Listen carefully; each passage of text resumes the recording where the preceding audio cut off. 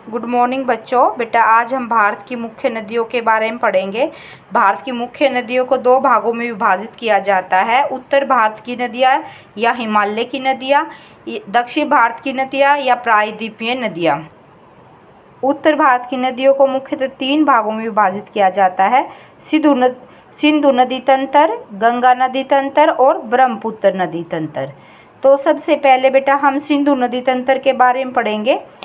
सिंधु नदी तंत्र की मुख्य नदी है और उसकी सहायक नदियाँ है झेलम, चिनाब, रावी और सतलुज। सिंधु नदी तंत्र। ये सिंधु नदी तिब्बत से मानसरोवर के निकट से निकलती है और ये भारत में से होते हुए पाकिस्तान में चली जाती है। फिर इसकी सहायक नदी है झेलम। झेलम नदी जम्मू कश्मीर के अनंतनाग ज़िले से निकलती है और ये भी पाकिस्तान में चली जाती है। आगे जाके ये चिनाब नदी में मिल जाती है। दूसरी सहायक नदी है चिनाब। चिनाब नदी है वो हिमाचल प्रदेश में हिमालय की चंदर और भागा दो धाराओं से मिलकर बनती है और ये भी आगे जाके पाकिस्तान में चली जाती है। फिर है रावी नदी।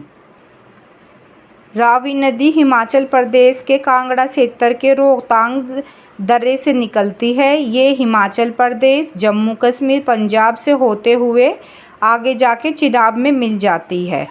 फिर है हमारी सतलुज नदी। सतलुज नदी का उद्गम तिब्बत में मानसरोवर झील के पास राक्षसताल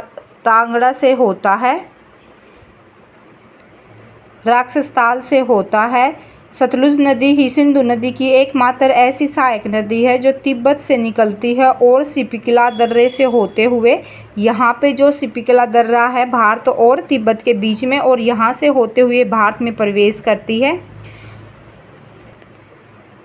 सतलुज नदी आगे जाके चिनाब नदी में मिल जाती है। सतलुज नदी पर ही भाखड़ा नांगल बांध भी है और इंदिरा गांधी नहर सतलुज नदी से ही निकलती है।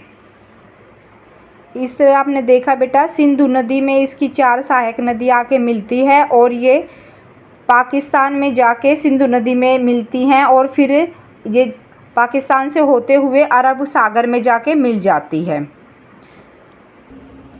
ऐसे ही बेटा एक एक नदी तंत्र करके हम सभी नदी तंत्रों को पढ़ेंगे ताकि एक अलग अलग से समझने से आपको अच्छे से समझ में आ जाएगा।